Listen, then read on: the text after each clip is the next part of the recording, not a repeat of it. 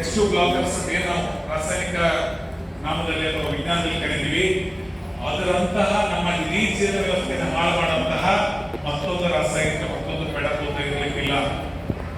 ಸಹಜವಾಗಿ ನೀವು ಔಷಧಿಗಳನ್ನು ತೆಗೆದುಕೊಳ್ಳದೆ ಆಹಾರವು ಸಕಾಲಕ್ಕೆ ಜೀರ್ಣವಾಗುವಂತೆ ನೀವು ಕ್ರಮವನ್ನು ವಹಿಸಲೇಬೇಕು. ಫ್ರಮ್ ಊಮ್ ಟು ಟೂಮ್, ತಾಯಿಯ ಗರ್ಭದಲ್ಲಿಂದ ಹಿಡಿದು ಭೂತಾಯಿಯ ಗರ್ಭದೊಳಗೆ ನಾವು ಲೀನವಾಗುವವರೆಗೂ ನಮ್ಮನ್ನು ಕಾಪಾಡೋದು ಯಾರೂ ಅಲ್ಲ, ಯಾವ ಹಣವೂ ಅಲ್ಲ, ಯಾವ ಇನ್ಶೂರೆನ್ಸ್ ಪಾಲಿಸಿನೂ ಅಲ್ಲ, ನಾವು ಕಷ್ಟಪಟ್ಟು ಹಗಲು ರಾತ್ರಿ ಎಲ್ಲ ಬಿಟ್ಟು ನಾವು ಬೆಳೆಸಿಟ್ಟಿರೋ ಸೈಟು ಅಲ್ಲ, ಅದು ನಮ್ಮ ಆರೋಗ್ಯ ಮಾತ್ರ. ಆ ಆರೋಗ್ಯ ಚೆನ್ನಾಗಿರ್ಬೇಕಂದ್ರೆ ಆಹಾರವೇ ಆರೋಗ್ಯಕ್ಕೆ ಮೂಲ, ಆಹಾರವೇ ನಮ್ಮ ಆರೋಗ್ಯ ಚೆನ್ನಾಗಿರೋದು, ಔಷಧಿ ಅಲ್ಲ. ಇವತ್ತು ಬಹಳ ಜನ ಏನಂತಾರೆ, ದೊಡ್ಡ ದೊಡ್ಡ ಡಾಕ್ಟರ್ಸ್ ಹತ್ರ ಹೋಗಿ ದೊಡ್ಡ ದೊಡ್ಡ ಪರೀಕ್ಷೆಗಳನ್ನು ಮಾಡಿಸ್ಕೊಂಡು ಸಾಕಷ್ಟು ಮಾತ್ರೆಗಳನ್ನು ತಗೊಂಡು ಆಹಾರಕ್ಕಿಂತಲೂ ಹೆಚ್ಚು ಜಾಗ್ರತೆಯಿಂದ ಹೆಚ್ಚು ಗೌರವದಿಂದ ಔಷಧಿಯನ್ನು ಸೇವಿಸುವ ಎಜುಕೇಟೆಡ್ ಫೂಲ್ಸ್ ಇವತ್ತು ಇಂಡಿಯಾದಲ್ಲಿ ಜಾಸ್ತಿ ಆಗ್ತಾ ಇದೆ. ಬಹಳ ದೊಡ್ಡ ದುರಂತ ಇದೆ. ಈಗ ಎಲ್ರಿಗೂ ಅರ್ಥ ಆಯ್ತಾ? ಫಸ್ಟ್ ಅಂಡ್ ಫಾರ್ಮೋಸ್ಟ್ ನೀವು ಬದುಕಬೇಕು ಅಂದ್ರೆ, ನೀವು ಆರೋಗ್ಯವಾಗಿರ್ಬೇಕು ಅಂದ್ರೆ ನಿಮ್ಮ ನ್ಯೂಟ್ರಿಷನಲ್ ಸ್ಟೇಟಸ್ ಚೆನ್ನಾಗಿರ್ಬೇಕು. Proteins, vitamins, carbohydrates, trace elements, fats ಇವೆಲ್ಲವೂ ಚೆನ್ನಾಗಿ ಜೀರ್ಣ ಆಗಬೇಕು, ಅಸಿಮಿಲೇಷನ್ ಅಂಡ್ ಅಬ್ಸಾರ್ಪ್ಷನ್ ಆಗಬೇಕು, ದೇಹಕ್ಕೆ ಸೇರ್ಕೋಬೇಕು. ಇಲ್ಲ ಅಂದ್ರೆ ನಿಮ್ಮ ಆರೋಗ್ಯ ಯಾವ ಕಾರಣಕ್ಕೂ ಚೆನ್ನಾಗಿರಲ್ಲ. ನಿಮ್ಮ ಆಹಾರದ ಜೀರ್ಣಕ್ರಿಯೆಗೆ ಫಸ್ಟ್ ಅಂಡ್ ಫಾರ್ಮೋಸ್ಟ್ ಶತ್ರು ಇರೋದೇ ನಿಮ್ಮ ಟೆಲಿವಿಷನ್, ನಿಮ್ಮ ಎಲೆಕ್ಟ್ರಾನಿಕ್ ಗ್ಯಾಜೆಟ್ಸ್.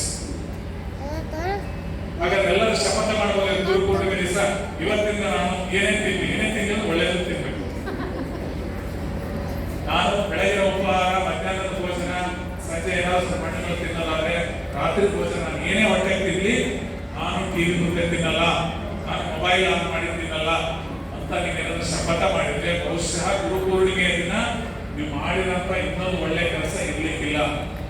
ನಿಮ್ಗೆ ಇಷ್ಟ ಆದ್ರೆ ಒಂದು ಮಾಡ್ತೀನಿ ಅಂತಂದ್ರೆ ಚಪ್ಪಾಳೆ ಕಟ್ಟಿ ನಿಮ್ಮ ಒಪ್ಪಿಗೆಯನ್ನು ಸೂಚಿಸಿ.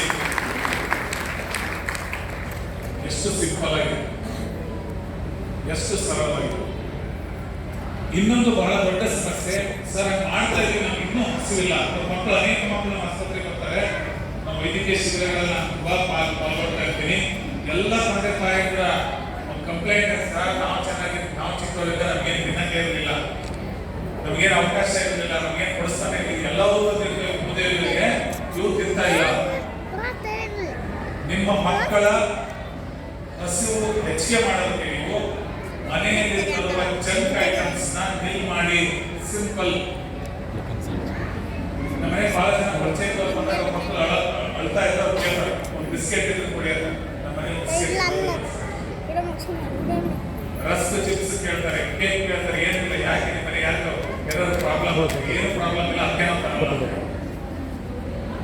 ನಿಮ್ಮ ಮನೆಯಲ್ಲಿ ನೀವು ಬೇಕರಿಗಳಿಂದ ತಿಂಡಿ ತಿನಿಸುಗಳನ್ನ, ನಾನು ಇವತ್ತು ವೈದ್ಯನಾಗಿ 15 ವರ್ಷ ಸೇವೆ ಸಲ್ಲಿಸಿದ್ದೀನಿ. ನಮ್ಮ ಮನೆಯಲ್ಲಿ ಇಲ್ಲೇ ಅಲ್ಲ, ಸೈಡಿಗೆ ಕರ್ಕೊಂಡು ಹೇಳಿ ಒಂದೇ ಒಂದು ಬಾರಿ ಇಲ್ಲಿಂದ ನಾನು ಆಸ್ಪತ್ರೆಯಿಂದ ಮನೆಗೆ ಹೋಗೋರು ಬ್ರೆಡ್ ಪೀಸ್ ಇಟ್ಕೊಂಡ್ರೆ ಉದಾಹರಣೆ ಇಲ್ಲ. ನಾವು ಕನ್ನಡವಲ್ಲ, ಅದು ಸಂಸ್ಕೃತಿಯ ಲಕ್ಷಣವಲ್ಲ. ನಾವೇ ತಿಳ್ಕೊಂಡು ನಮ್ಮ ಮನೆಯಲ್ಲಿ ಬ್ರೆಡ್, ಬಿಸ್ಕೆಟ್, ನಮ್ಮ ಮನೆಯಲ್ಲಿ ಬಂದವರಿಗೆಲ್ಲ ಪ್ರಯೋಗ ತಿನಿಸುಗಳು ನಾವು ತುಂಬಾ ಅಚೀವ್ ಮಾಡಿದ್ದೀವಿ ಅಂತ. ನಾವು ವೃತ್ತಿ ಆರಂಭಿಸಿದ ನಮ್ಮ ಮನೆಯಲ್ಲಿ ಒಂದೇ ಚೇರ್ ಇತ್ತು, ಒಂದೇ ಒಂದು ಚೇರ್ ಇತ್ತು, ಪೇಷಂಟ್ ಮಾತ್ರ ಅದರ ಮೇಲೆ ಕೂರೋರು ನಾನು ನಿಂತ್ಕೊಂಡು ನೋಡ್ತಿದ್ದೆ. ನಾವು ಯಾರನ್ನು ಮನವೊಲಿಸಲು ಪ್ರಯತ್ನ ಮಾಡಿದ್ವಿ. ನಮ್ಮ ಅಪ್ಪಾಜಿ ಪಾಪ ಅವರ ಮಮ್ಮಿ ಅಪ್ಪಾಜಿ ಆ ಚೇರ್ ಕೊಡ್ತೀವಿ, ಇನ್ನೂ ಅದರ ಚೇರ್. ನಿಮ್ಮ ಬದುಕಿನಲ್ಲಿ ನೀವು ಸಂತೋಷ ಪಡಬೇಕಂದ್ರೆ ನಿಮ್ಮ ಆಗರ್ಭ ಶ್ರೀಮಂತಿಕೆಯಿಂದ ಖಂಡಿತ ಅಲ್ಲ, ನಿಮ್ಮ ಸದೃಢವಾದ ಆರೋಗ್ಯದಿಂದ, ನಿಮ್ಮ ಸದೃಢವಾದ ಪರಸ್ಪರ ಸಂಬಂಧಗಳಿಂದ, ನಿಮ್ಮ ದಿನನಿತ್ಯದ ದೈನಂದಿನ ಆರೋಗ್ಯದ ಶೈಲಿಯಿಂದ, ಆರೋಗ್ಯಕರ ಜೀವನ ಶೈಲಿಯಿಂದ ಮಾತ್ರ ಸಂತೋಷವಾಗಿರಕ್ಕೆ ಸಾಧ್ಯ. ಖಂಡಿತವಾಗಿ ಕೇವಲ ಹಣದಿಂದ ಮಾತ್ರ ಅಲ್ಲ. ನೋಡಿ,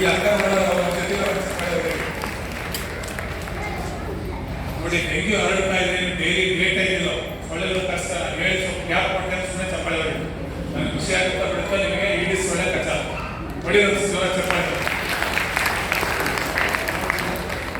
ಓಕೆ, ಇನ್ನೊಂದು ಬಹಳ ದೊಡ್ಡ ಹಸಿವು ಮಕ್ಕಳ ರೆಮಿಡಿ ಹೇಳ್ಬೇಕಲ್ವಾ, ಮಕ್ಕಳಿಗೆ ಹಸಿವಾಗಲ್ಲ. ಫಸ್ಟ್ ಪಾಯಿಂಟ್ ಏನ್ ಮಾಡಬೇಕು, ಮನೆಯಲ್ಲಿರೋ ಜಂಕ್ ಐಟಮ್ಸ್ ಫಸ್ಟ್ ಬಿಸಾಕಿ, ಇಲ್ಲ ಇವತ್ತಿನ ಖಾಲಿ ಮಾಡಿ ಇರುತ್ತೆ. ಅದೇ ಕೆಲಸ ಮಾಡ್ತೀವಿ. ಮಕ್ಕಳ ಹೆಸರು ದೊಡ್ಡವ್ರಿಗೆ ಜಾಸ್ತಿ ನನಗೆ ಗೊತ್ತಿದೆ. ಎರಡನೇದು ಏನ್ ಮಾಡಿ, ಹಸಿರು ಚೆನ್ನಾಗಾಗಬೇಕಂದ್ರೆ ಇವತ್ತು ಸಾಕಷ್ಟು ಅಪಟೈಸರ್ಸ್ ಇರ್ತವೆ, ರಾಸಾಯನಿಕ ಅಪಟೈಸರ್ಸ್. ಅವು ಖಂಡಿತ ಲಾಂಗ್ ಟರ್ಮ್ ಅಲ್ಲಿ ಒಳ್ಳೆಯದಲ್ಲ.